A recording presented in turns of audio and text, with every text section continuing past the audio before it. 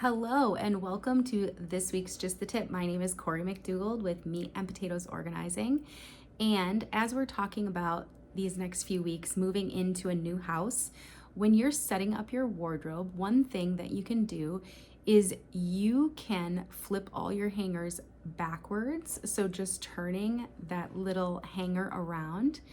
And if you have not used your clothes at the end of maybe 6 months to a year and you've just moved them in, it's probably time to declutter and purge those. So what you can do, you're gonna start by putting all of your things in your wardrobe with the hangers turned, and then 6 to 12 months from now, when we do maybe a wardrobe switch out or a quick refresh, you're gonna see which of those items are still on the hanger backwards. And that can be a really easy declutter mechanism, something that you just didn't wear and it's taking up space in your closet.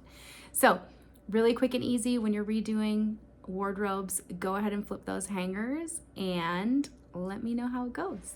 We'll see you next week.